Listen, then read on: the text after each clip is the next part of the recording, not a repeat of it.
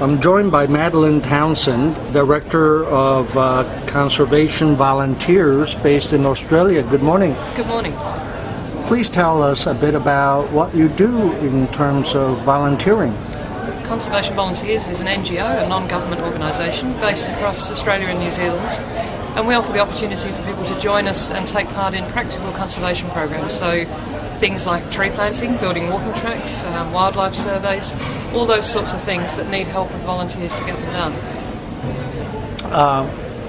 What kind of programs do you run? Give us a handful of examples. It could be things like helping to monitor turtles on a beach, or maybe building a walking track in a national park, looking after an endangered species like the eastern barred bandicoot in Victoria, which is now an endangered animal and needs the help of volunteers to build new habitat areas for it, build new pens for the breeding program, and then ultimately to release those animals back into the wild. And what kind of numbers of volunteers would join your programs each year? Well, actually it's a very large program. We have around 12,000 volunteers every year that join the program, and of those around 10,000 are domestic volunteers, so people that live locally giving their time, maybe a day or a week of their time per year, and then around 2,500 international volunteers that travel to Australia and New Zealand specifically to join this program. And who would be your partners at the community level?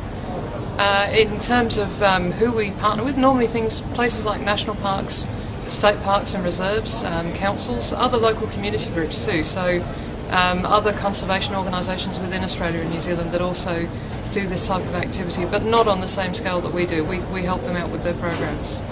You recently won the Ulysses Award from the UNWTO, UN World Tourism Organization. Which category, or what were you recognized for? We were recognized for innovation, actually, for a program that links tourism with conservation. We had a very large piece of land that was donated to us in 2006 by a man called James White, and that piece of land was highly degraded. It's in central Victoria, not very far from Melbourne. We're currently doing a restoration program that's massive to try and restore that back to a full environmental habitat. So far we've planted 60,000 trees, we've put in some walking tracks, we've done some wildlife surveys. There's a lot more to do. We need a lot of volunteers to help, but that was what the Ulysses Award recognised, was linking tourism with conservation in a completely different way.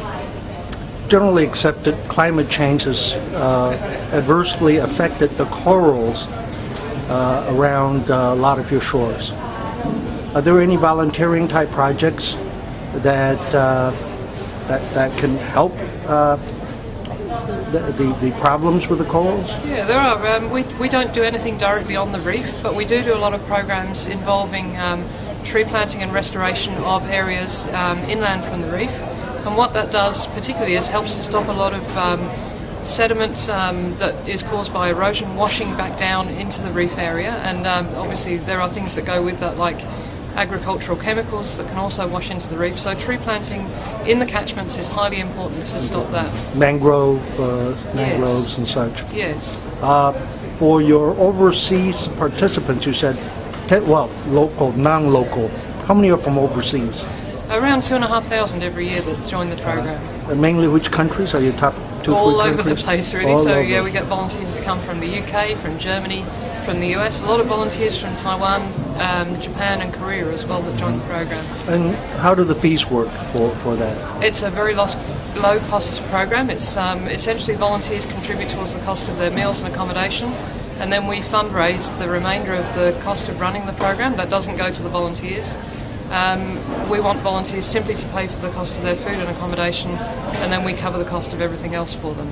Wow, a real volunteer program, It really not a is. commercial volunteer program. We are, and we're a not-for-profit organisation, so for us it's very important to keep fees as low as possible for volunteers, but also to enable them to have a really great experience.